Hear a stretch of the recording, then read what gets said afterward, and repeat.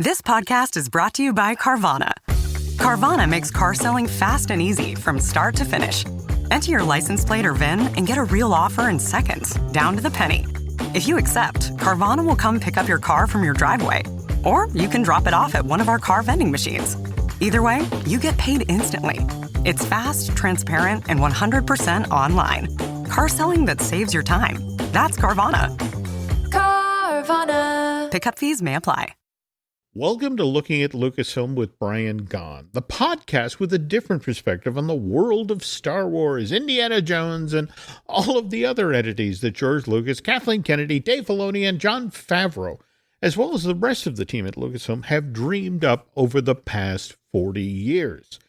I'm entertainment writer Jim Hill, and my co-host Brian Gaughan and I are recording this week's show on January 27th, 2024. And before we get started here, Brian, you wanted to talk about something that Drew Taylor and I talked about on the most recent fine-tuning, the, what is it, the Lucasfilm film, or Lucasfilm animation film from 2015, Strange Magic, right? Yeah, the 10th anniversary. I actually saw that in the movie theater, and one of the reasons I did want to see it was because it was done by ILM, who did an amazing job with Rango. And there weren't that many jukebox films at the time. I mean, after this one, then the Trolls came out, and then there was Romeo. No, I think Nomeo was before it. But I went to see it, and for the most part, it's 90% to me. It's got everything in it. The performances between Evan Rachel Wood and what's his name? Played Bog. Yep. They were perfect, and their voices are great, and her voice is amazing.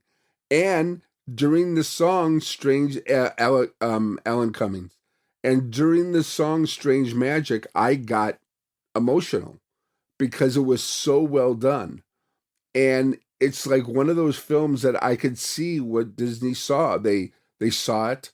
They didn't know what to do with it. So they did the same thing they did with Nightmare Before Christmas. They threw it at Touchstone, and then they said, just let's put it out there. And I'm hoping it's going to get a lot of views and a lot of eyeballs being on Disney Plus, because it really, the animation, of course, is excellent. There are some things in the end, it's ahead of its time. It was ahead of its time with the jukebox. It was ahead of its time with some of the animation. And it's just one of those things that, give it a chance, give it a show. It's a little intense for kids under 12 maybe, but Evan Rachel Wood is she's amazing, and her voice is just better than any Disney princess they've been putting out there for the last couple years. Well, what's been interesting since that episode of Fine Tuning dropped is a number of folks who actually worked on the film have reached out, and they talked about this interesting thing that happens when an animated feature, once upon a time, Jeffrey Katzenberg and Roy E. Disney had a disagreement about, the ideal length it took to churn out an animated feature. And to Jeffrey's way of thinking, it was, what was it, 3 years and 3 months. That's the ideal amount of time you needed. Where Roy E., he was like, oh, no. It's 3 years and 9 months. You need that extra 6 months, to usually fix story problems and get some distance on it. And think about it. By the time that Gary Rydstrom came over the hill to work on Strange Magic, this thing had been cooking for 10 years. So 3 times what the ideal production time would be. And it just, a number of the folks who worked on the film flat out said, look, it had been in the oven for too long, we weren't second guessing ourselves at that point. We were third and fourth guessing that the problem was that the story had worked very early on, But as it moved as slowly as it did through, the production pipeline at Lucasfilm Animation, people began to second guess scenes that worked or song choices that worked. And it was just sort of like things that were fine, things that were locked, got revisited and changed. And Gary, to his credit, went back and looked at everything and tried to bring a lot of the early film back. But again, it's one of these notions of we spent all this money making this movie and you're telling us to throw out that and put in this. Did it have a distributor? They were making this before they were bought by Disney, right? Right. Mm-hmm. Did they have a distributor? Was 20th Century Fox going to distribute it? I think there was sort of a handshake there. And remember, 20th Century Fox only had Blue Sky. Right. Don't get me wrong. They did have Fox Animation. That was winding down. Yes. So this could have had a home there. But again, the Disney acquisition sort of tripped that up. But anyway, speaking of Lucas-related animation, we're recording this on January 27th, with 3.5 weeks out from the season 3 premiere of Star Wars: The Bad Batch over on Disney+. And trailer dropped early this week. So what do you think, Brian? Well, if you look at it, I think he is basically setting us up for his movie. And by he, you mean Mr. Filoni. Filoni, yeah, because he brought back Aja Ventress. There we go. Yes. She's got a cute punk look and stuff, but, you can't tell by the preview whether she's evil or not, whether she's still dark side. I mean, I get the feeling that, they threw her in there for a reason. Mm-hmm. I think he's setting her up to be in his, if not Ahsoka 2, then the movie. I could be wrong, but I just think that we're going to see at the end of this, some Bad Batch are going to die. This is just my conjecture. I mean, it seems that that's the way Filoni works, and that some are going to be on that island.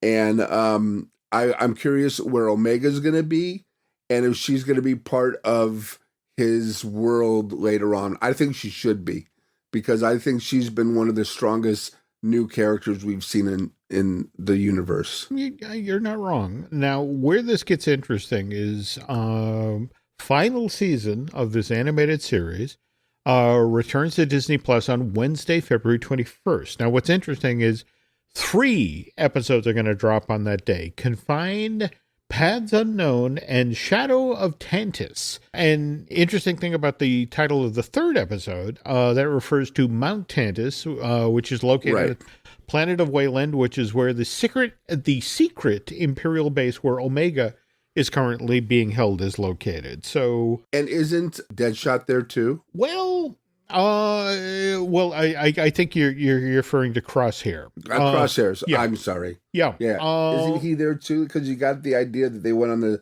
same shuttle. Yeah. I guess where this gets interesting, and again, trailers suggest the Bad Batch are determined to do whatever they have to breach the secret facility and rescue Omega. But the trailer makes very clear that the Imperials know that the Bad Batch is going to attempt this rescue and is already laying a trap for them. So I think that the Asajj Ventress thing that you mentioned, they're going to need help from... okay. They're going to have to do something that the Imperials aren't expecting them to do. And I was also interested to see Cad Bane in there as well.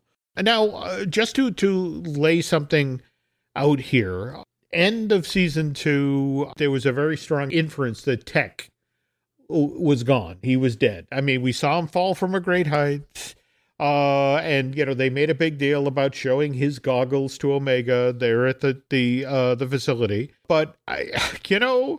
Filoni is such a classic constructionist, and I can't help but think, how many other characters have we seen fall from great heights that came back? I mean, I wasn't the first one Sherlock Holmes at Reichenbach Falls? Yeah, Reichenbach Falls. Have you ever seen Reichenbach Falls?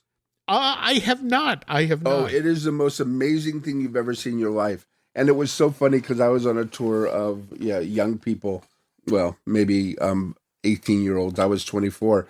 And I was actually going, this is where Sherlock Holmes died and Moriarty died. And they're just looking at me like, who are you? There we go. I mean, for me, I feel like Tech's coming back, and I also feel like... Yeah, I think he is too. I mean, I think also, you got Ventress and maybe Tech, and, somebody's got to save them, right? Yeah, and I think also, in this sort of, given the way Filoni works, I can't help but think that Crosshairs has already been set up for a redemption. Yes. So just going to be interesting to see how this plays out. And, it's also worth noting here that another character that fell from a great height, Mace Windu. I mean, Samuel L. Jackson. Oh, yeah. He keeps talking about, look, we never saw a body. It's like, I think he's okay. I think he's coming back. And that's worth noting because just this past week, the Mace Windu comic #1, Marvel Comics is a brand new limited series, just 4 issues, hit the stands, and it's the story of Mace Windu, and, it's sort of like, okay, we testing the waters there as well. Anyway, we have further news on this week's show, and as always, news portion of Looking at Lucasfilm is brought to you by TouringPlans.com. Touring Plans can save you time and money at theme parks like the Walt Disney World's Magic Kingdom. So if you're headed on down to Florida anytime soon, please check them out at TouringPlans.com. Okay, so back to the news now, Brian. Daisy Ridley has been in the news a lot lately. The actress who played Rey in the Disney-produced Star Wars trilogy has been out doing publicity for her next movie, Sometimes I Think About Dying, which is set in the corporate world. Anyway, while she was out doing the rounds promoting that film, she, of course, got asked about her next Star Wars project, New Jedi Order. And what's interesting is Ms. Ridley said, talked about, she knows the story that this film is going to tell, but hasn't seen a finished version of the script yet. But she is very excited to be working with Sharmeen Obaid-Chinoy. That's the filmmaker who's been hired to direct New Jedi Order. Also, kind of interesting, Daisy was very quick to push back on the idea that there are toxic Star Wars fans out there, and that when interviewed, she said, my take on that is that these things get blown out of proportion. All of my interactions that I've ever had with Star Wars fans have been nothing but wonderful and supportive. I've only ever been embraced. Yeah, but then there's the Rose story. Well, all right, that you're not wrong there. And that got really, weird. But you have to also realize that when she said those things, she wasn't talking about fanboys. She was talking about people that were basically abusing and hurting women. And she made a documentary about that.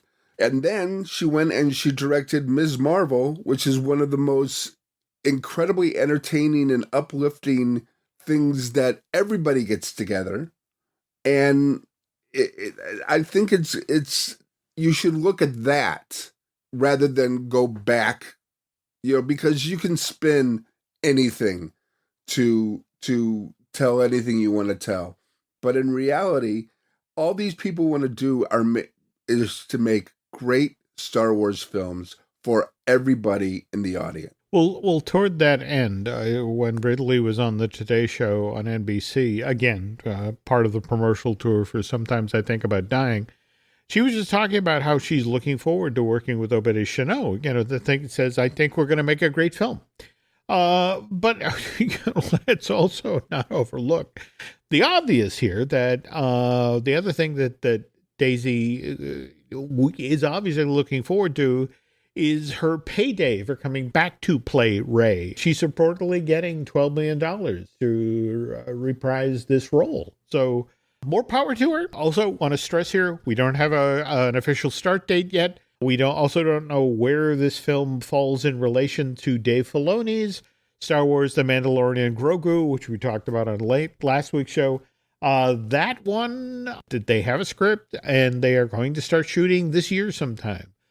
Still don't have a date on that. Well, have we heard about Ahsoka 2? Is that being done before this? Sadly, I was waiting on a phone call, which I did not get prior to us recording, but if I have that news, we'll share it on the next Looking at Lucasfilm. Now, speaking of other things that, we should get fairly shortly, this week's episode of Disney Dish, Len Testa shared a survey that a listener sent in that they had received about that person's interest in a continuation of the Indiana Jones franchise. And now this is interesting because, again, remember, Dial of Destiny performed poorly at the box office this past summer. Now, on the other hand, when it showed up on Disney Plus on December 1st, Indiana Jones 5, it's a different story.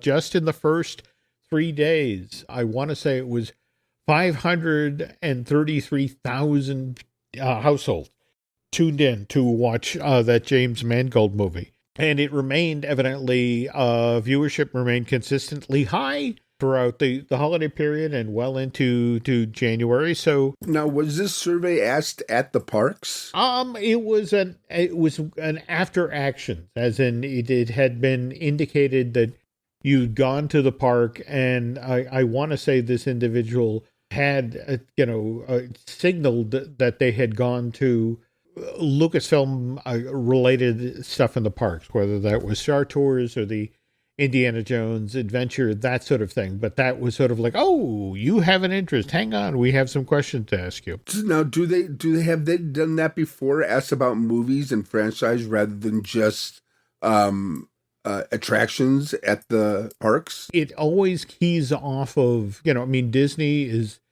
a data collection monster. And right. And in this particular instance, it was like, okay, so this is somebody who went to, these Lucas IPs during their visit to Florida. Let's ask them about their interest in perhaps, being able to revisit at this home. And speaking of which, the question seemed to be leaning into that Abner Ravenwood project that got talked up back in November of 2022. And for those of you who don't remember, Abner Ravenwood is Marion's dad. All right. So, and the notion was he was also Indy's mentor when it comes to archaeology. So, again, this would be a prequel series they're talking about. But evidently, nothing's going to happen until the folks at Disney get to see sales figures for Indiana Jones and the Great Circle. I don't know if you saw the trailer that dropped for the single-player action adventure game. Yeah, I did. And Devin doesn't know what he's going to get for his next birthday, but he's going to play it. Okay, and I'm gonna watch the whole thing. Yeah. Now this is developed by Machine Games for the Xbox Series X and the Series S. Not to mention Microsoft Windows, and will then be published by Bethesda Softworks. What I found fascinating about this trailer is it makes very clear, coming out in 2024. No release date, though. Oh, okay. What did you think of the trailer? When you see these things, first of all, you don't, unless you know where the story's going to, it's not coherent. But then I know, like, Devin played and watched... what's that thing? Uncharted, and which is a pretty good, and I think the standard of what you should have these kind of film action videos made. So I'm curious to see what they're going to do with it. Sounded like, the voice actors were good, but it's just one of those things that sometimes it's a hit and miss, and unless you have people interested in Indiana Jones, it could be a miss, because there's still a lot of kids that didn't grow up with it, and their introduction to it was Dial of Destiny, and that's not really a kid friendly as Raiders of the Lost Ark was. And I just wondered, do you know anything about the numbers of how young Indiana Jones is doing on Disney Plus? Because I think if that's doing well, then that's why they're gonna that's basically can fall into why they're doing the Abner film. Well, all right. Now, where this gets interesting is that I was just checking here. Temple of Doom is set in 1935. Raiders is set in 1936. Last Crusade is set in 1938. And The Great Circle makes a point of stating that it's set in 1937. So it literally slots between Raiders and Last Crusade. Right. So we're still in Nazis, collecting artifacts around the globe, because of Hitler's obsession, with the supernatural. So I can't help but think, especially with the Avner Ravenwood thing, and to tie it back into the young Indiana Jones Chronicles, I wonder, are they going to even pretend to try to click this in with that? Because, I mean, face it, young Indy was, George's sort of experimentation with edutainment. You had the indie stuff, but he was always meeting Gandhi. People in history, and they did an amazing job with it. I mean, Nicholas Roeg directed the, and I know I brought this up before, the Mata Hari one. And I'm getting chills just thinking about it because that was like his first love. And knowing the Mata Hari story, it ends in tragedy. When he's at the talks at Versailles and the Vietnam contingency comes up and they ask the French if they could, be part of their government. And you saw how communist Vietnam started. These films, I mean, Frank Darabont wrote some of these things.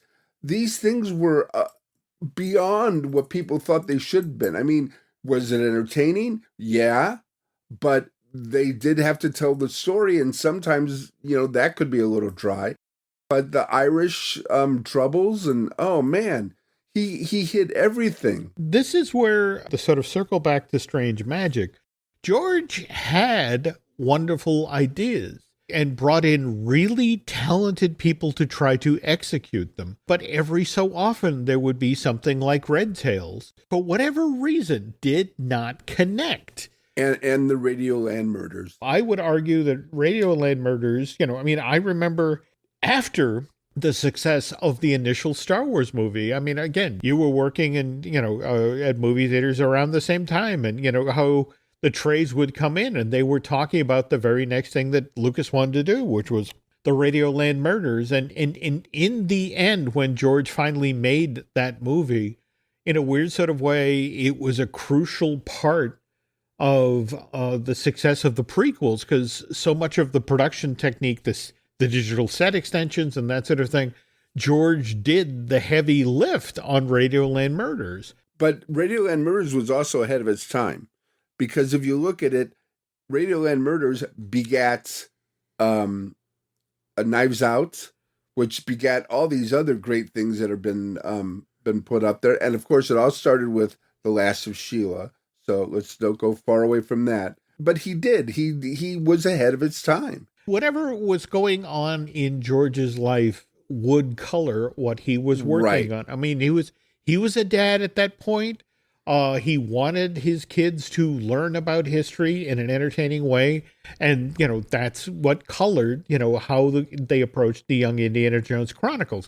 Conversely, if we look at the Temple of Doom, that was a film. And it has Doom in the title. So there we go. All right. That was a film that was produced at a time when both George Lucas and Steven Spielberg were going through rather painful divorces. What's interesting, just in the past week or so, the Lawrence Kasdan did an interview about how he was offered the opportunity. I mean, on the heels of writing the screenplay for Raiders, it's like, hey, here's the story that George and I have put together for Temple of Doom, and what do you think? And Kasdan looked at it, and it's like kidnapping of children, forced labor, human sacrifice, beating hearts ripped out of chests, and it was just one of these things where it's like, this is This is, I don't want him, and it was so mean spirited, just sort of like, and he flat out said, I thought it was horrible. And I think it really reflected the turmoil that was going on in Stephen and George's personal lives at the time. And Kasdan turned the job down. And kind of an ironic thing is, he married the lead in that film. Stephen did. Stephen did, yeah. And they've had a long and happy marriage. But, and speaking of dark, another thing that bubbled up on social media this week, have you ever seen Steven Soderbergh's, I want to say he did this back in 2014 just for a bunch of his friends, but basically what he did is he took Raiders and had it converted into 1940 style black and white. And he had the lush John Williams score stripped off of the thing. And everyone who's seen it, it's a revelation. It is now the B movie that it was supposed to pay tribute to being. It looks period, it feels period.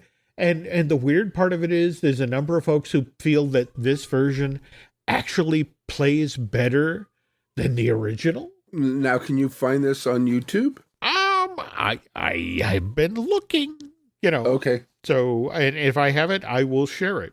Now, we just brought up John Williams, 91 this year. 91 years old. And it seems to be his retirement was premature. Yeah, well, what Brian is referring to is last year, what with Dial of Destiny and The Fablements, Mr. Williams announced that, I'm heading into retirement. I mean, I worked on, something that George set in motion. I worked on something that Stephen set in motion, and these are the two people I've worked with, the bulk of my career, and it might be time to hang it up. And then George, to me, John, why do I keep saying John? John got his 54th Oscar nomination just this past week for the score for Dial of Destiny. And when asked, does this mean, what does this mean? He said, he says, here's the quote. If a film came along that I was greatly interested in, with a schedule I could cope with, then I wouldn't want to rule anything out. Everything is possible. All is before us. Only our limitations are holding us back. And to put it more simply, I like to keep an open mind. So, so I guess he's unretired. Well, I know that he does the Hollywood Bowl every year. And it's wonderful to see him. Actually, he does the second half. David Newman will go in there and he'll do the best of, and he'll do a little lecture on each film and each person who wrote it. Of course, his father and Lionel Newman and then all the other Russians and stuff like that. And it's really interesting. And then George comes out and all the lightsabers turn on, and it's one of the most amazing thing when you see 9,000 lightsabers in this outdoor theater, and where it all takes place too, Hollywood. I mean, and it really is cool because then he'll sneak in some great themes like the 1941 March, which is basically one of the best things he's ever written, including the Cowboys, which Copeland's it up. I mean, it's one of the better, tributes to what these Western things was, Elmer Bernstein, and all this and everything he's done. People say he steals, but it's a tribute. Well, I would argue, again, if you look at the Spielberg's catalog, if you look at the Lucasfilms, the music is so much of it, and Williams is such a big part of that. Though, if we could take a moment here to talk about Tom Holkenborg, a Dutch composer. Now, mind you, he's worked with Hans Zimmer, And, you know his work if you've seen, for example, Man of Steel or Batman versus Superman, right, Dawn his of work Justice. was Zack Snyder. There we go. Yeah. There we go. And the reason we bring that up is, of course, just last month, December of 2023, we got Rebel Moon Part 1, A Child of Fire, which is a fascinating project because, this is... correct me if I'm wrong, this is what Zack Snyder brought to Lucasfilm, the idea of he wanted to make a Star Wars movie, right? Yeah, it was a time that I guess Lucasfilm was looking to bring in other writers and directors. So he went to them with this. And his whole idea was, I am going to start where George started off, which David Filoni's doing too. Okay, hang on.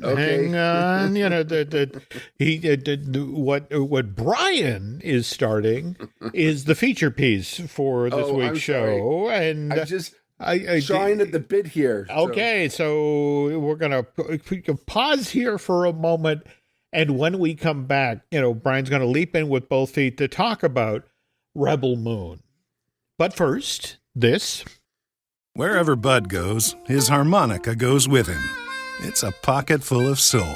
Now he's living with prostate cancer. He asked his doctor about Xtandi and enzalutamide. Xtandi 40 milligram tablets treats men with prostate cancer that has spread to other parts of the body and responds to a medical or surgical treatment to lower testosterone. Xtandi may cause serious side effects: seizure, a brain condition called PRESS, allergic reactions, heart disease that can lead to death, falls and bone fractures, swallowing problems, or choking that can lead to death. Stop Xtandi and get medical help at once if your face, tongue, lip, or throat start swelling. Tell your doctor at once if you faint, have a seizure, quickly worsening headache, decreased alertness, confusion, vision problems, chest pain or discomfort, or shortness of breath. Xtandi can cause harm to an unborn baby or miscarriage. Use birth control during and 3 months after Xtandi. Common side effects include muscle and joint pain, feeling unusually tired, hot flashes, constipation, less appetite, diarrhea, high blood pressure, bleeding, falls, fractures, and headache. Talk to your doctor and visit Xtandi.com. Halliday presents, in the red corner, the undisputed, undefeated Weed Whacker Guy. Champion of hurling grass and pollen everywhere. And in the blue corner, the challenger, extra strength, Halliday. Eye drops that work all day to prevent the release of histamines that cause itchy allergy eyes. And the winner by knockout is Halliday. Halliday, bring it on. Once upon a mundane morning, Barb's day got busy without warning. A realtor in need of an open house sign. No, 50 of them, and designed before 9. My head hurts. Any mighty tools to help with his plight? Aha! Barb made her move. She opened Canva and got in the groove. Bulk creating Canva sheets. Create 50 signs fit for suburban streets. Done in a click, all complete. Sweet! Now, imagine what your dreams can become when you put imagination to work at Canva.com. And we're back. Before we get to talking about Rebel Moon, I don't need to tell you folks, if you're listening to this podcast, you pay attention to what's going on in pop culture. So you know that Steamboat Willie has slipped into the public domain, which means that that version of Mickey Mouse is now up for grabs. And we, I want to say there's no less than 2 horror films headed our way that feature Steamboat Willie. And if they're as good as the Winnie the Pooh one, we're going to be really blessed. Now, what's kind of interesting is that people should not assume that because this happened, the Walt Disney Company had stopped being the Walt Disney Company. No, they still protect their intellectual property as fiercely as they ever have. In fact, just in the past month, there's a car wash in Chile that advertises itself as Star Wash and is Star Wars themed. And Disney's attorneys fell on that like wolves and, insisted that they change the theming, they change the name, all of that. So to pivot now to Rebel Moon, and again, this is Rebel Moon Part 1, A Child of Fire. And there's a part 2 coming in April, right? Scargiver, yeah. Yeah. And well, let's start with the obvious question here, Brian, again, Zack Snyder walked this in the door to Lucasfilm at one point and, identified it as a Star Wars inspired, or more to the point, once upon a time, it was going to be really for real Star Wars. And Right. we're going to go a different way. So Snyder made this anyway. And I'm kind of intrigued. Why didn't a Disney legal go after them for this? Well, everything that's been tied to Star Wars is basically what Zack Snyder has said. But if you look at the movie, there's really, it's instead of being in space, it doesn't follow anything Star Wars has ever followed. It follows more of where George started his whole idea with the Hidden Fortress, which was an Akira Kurosawa film with Toshiro Mifune. And he went back to the granddaddy of all time, the Seven Samurai. Now, if you're not familiar with the Seven Samurai, you're familiar with the Magnificent Seven, you're familiar with Bug's Life, and there's just a movie that came out that's very similar to this. But what he did was, and that's what this film's about. It's basically about a planet who keep to themselves, but then this evil empire wants to use them to basically produce food for them. And that's right out of Seven Samurai and The Bug's Life. So then they go off and they look for people who can help them defend themselves. And there have been talk of this film being fractured. Now, the reason I think they've decided to say it's fractured is because rumor was that an hour has been cut out of it and Netflix will maybe bring it back later, but they just wanted a 2.5 hour film. They didn't want a 3.5 hour film or a 4 hour film. So it's basically the hero goes out there and looks for people that can help them, and you introduce each character and you see what their superpower is. And there are some great set pieces, including one with a Spider-Woman, which is just remarkable. And then there's one like goes back to the Western part of it, of Seven Samurai, of Magnificent Seven, and they break down a Pegasus instead of a horse. And it's just, it's a really entertaining, but what it's missing, which all the Star Wars films have, is humor. When you watch the Star Wars film, there's C-3PO, there's R2-D2, there's Han Solo, there's even Luke. They're funny. They bring humor to it. They bring, but this is kind of grim. But that's not saying it's bad, because something's coming up that they have a robot in it that's played by Anthony Hopkins, and I think Jimmy's the name, and it looks like that is going to be in the second movie. And the second movie is going to be we got to defend ourselves. But they put a neat little twist in this film to give us the bad guy, and or to reestablish the bad guy. And it's pretty brilliant what they do, and it raises the stakes. And I enjoyed it. Like I said, though, I was sort of a few more laughs in it. But it's what Zack likes to do. I mean, if you've seen all his films, except for maybe the Las Vegas zombie one, which had a lot of humor in it, he grabs you by the ears and he makes you watch. It's like a Clockwork Orange thing. He just makes you watch what he wants you to watch, and you either watch it or you don't. But I think it did pretty well on Netflix. I don't think the critics got it, or they were set out to go after him because of his little thing on Justice League. I mean, some of these critics, they use their pens as weapons, and I don't enjoy it. That's why I like hearing regular people talk about the film, and even though they don't know how to write about a movie, they still have some good points. Well, I mean, it's so interesting that you bring that up, because, I mean, just in the past week, we lost Tom Shales, the longtime television critic. In fact, I think we lost him to COVID. And I want to say on our last episode of looking at Lucasfilm, we talked about the wonderful, I want to say it's Matt Singer's book about Ebert and Siskel. And back in the day, critics were constructive. I mean, they were truthful, but I just think we live in such a rude, crude age that, people make film criticism, about them and, and rather than the movie. I read a review and it's like, okay, I understand you had a bad day and you had trouble driving to the theater. The movie? Can you tell me about the movie? Yeah. And that's the thing.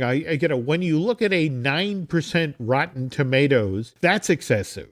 Nobody gets up in the morning and says, I'm going to make a movie that gets a 9% freshness rating over Rotten Tomatoes. That's people piling on. I got to ask you about reviews. When you read a review, do you want to know what the film is about? Or do you want to know what the tone of or what the genre is or where it's going, rather than scene by scene, which some critics will do? And it just, to me, not only does it spoil it, but then you look for, when you're watching the movie, in the back of your head goes, oh yeah, that's right, they pointed that out to me. I mean, I like reviews, and you don't get many of them, that basically just talk about how the critic felt about the movie rather than what the story was. Okay, let me be completely blunt here. Okay. I don't read reviews anymore. There isn't a critic out there. Again, I'm 65 years old. I grew up reading Pauline Kael, and like I said, Charles Champlin. Wonderful reviewers who took their job seriously, who honored filmmakers or something, and could talk about it from a professional constructionist point of view. And again, it's gotten so mean-spirited. Yeah. And so unprofessional. Now, speaking though, that said, I'm not proud of this, but I frequent a site called The Movie Spoiler. And literally the job of The Movie Spoiler is to tell you the plot of every film that has, is out in theaters at that point. So I pride myself on being conversational about movies that perhaps I haven't seen. Okay. But, I'm typically upfront about that. I will say I haven't seen that, but I read the outline over at Movie Spoiler. And that's the thing. I have seen a lot of Mr. Snyder's work, and he's really good at action scenes, which is why I will be circling around to Rebel Moon. I think I'm probably one of these people who will be waiting till Scargiver drops on April 19th to sort of see the whole... Oh, that's not a bad idea. Yeah, see the whole saga play out. And again, what you kind of inferred to about the hour that may be out there yet again. So I guess knowing how the Snyderverse works, that in 2, maybe 3 years, we'll get the right. Fully cut together version of this movie with all of the Alexander Berlin-Platz version of... There we go. Pack a lunch and a pillow and a blanket.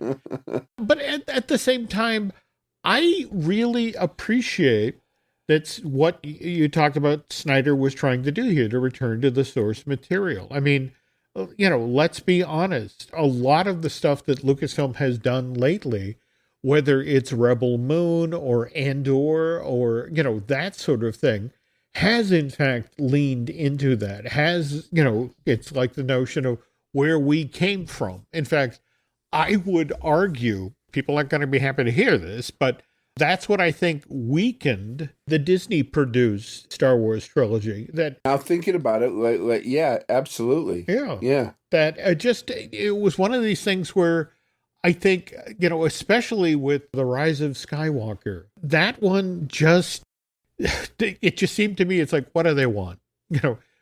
What are they looking for? It's like, okay, Palpatine's back and horses that they ride on horses down the side of a spaceship. Yeah. and we bring back Lando and Lando can bring every starship in the universe to fight the Imperial fleet that's been hiding under ice. And it's just sort of like, Oh my God! Well, it seems that their inspiration for those movies, whereas George was and were the Japanese films, were the Star Wars films itself, because it looks like there was a lot of homage and fan service to in each of these films. Sometimes the ball was dropped, and sometimes they ran with it. I don't know. With Rise of Skywalker, there was a sense of a snake eating its own tail. It was too much fan service. Yep. Because people were yelling and complaining about the second one. They had to go back to, well, we got to give them what they want. And that's not the way to do it. You will give people what they want when they see it.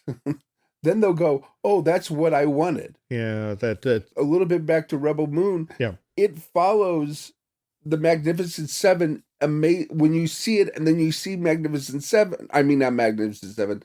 Seven Samurai. You see the tone, what the characters. You see that there.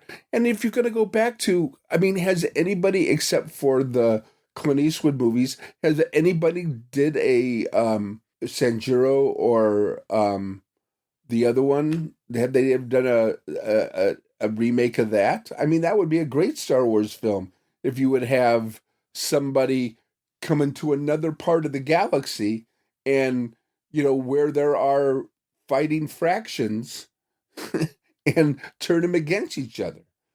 Because Yojimbo and Sanjuro are two of the most amazing films that nobody has really ever seen. I guess, but again, you also have to acknowledge the fact that, again, the Walt Disney Company paid $4 billion, right. $50 million for, the rights to Lucasfilm. And it's just sort of like, the notion is we want a return on that investment. We want, we want to make movies that people want to go to. And again, we're in this weird moment right now where it's almost painful to watch what's going on in distribution. In fact, for example, this very weekend, there is no new film being released to theaters. In fact, the trades were talking about the fact that first time in decades that, the story is about, okay, so you have two films, the Mean Girls musical and The Beekeeper, and it's going to be interesting to see which one of these comes out on top because, they've both been out in theaters for a while at this point. But yeah, I mean, the industry is making its way back, and you have, and this is the reason why to sort of bring this show full circle. This is why you have a Disney actually doing survey work about, this Abner Ravenwood project to the effect of, before we put money down, are you people actually going to, is this going to make a difference, in regard to your subscription to Disney Plus, that, or is this going to be Willow the series revisited? And I say that with no disrespect to the Kasdans. I found that show entertaining. But again, it was filled with fan service. You've made your $4 billion back. You've made your $4 billion back in merchandise. Okay, now make Lucasfilm what it was, something innovative. Make some changes, bring some more movies in, bring the new characters in. You can't let Indiana Jones go away.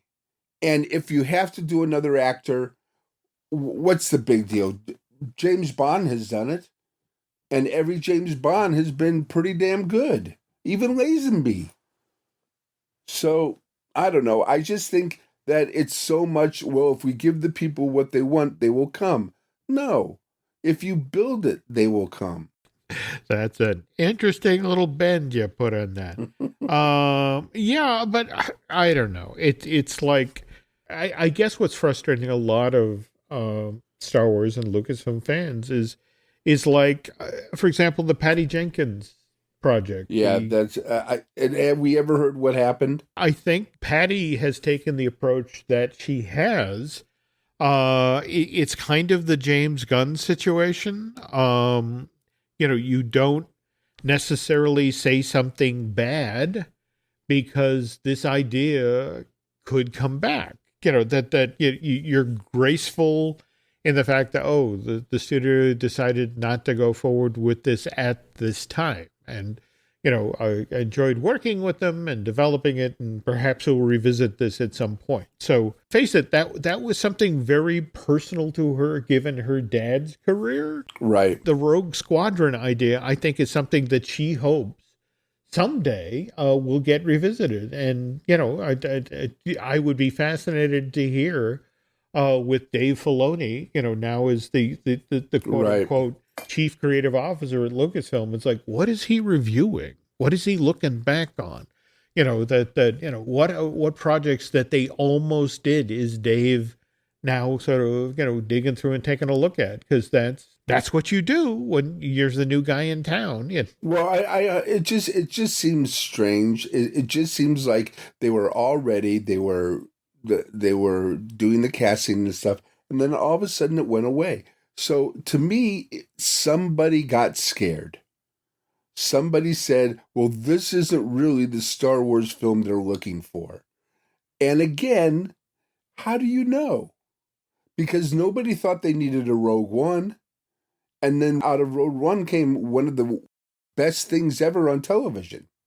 So I don't think, I think people are just running scared and just like, take a breath. Take your time. Well, all right. And just one final note here about Star Wars Rogue One. When the news came down that it had been tabled, that was December of last year. And think about it. Disney had experienced a management change. We changed out our Bobs. We went back to the old Bob. Out of an abundance of caution, Iger put that on hold and was attempting to sort of right the ship.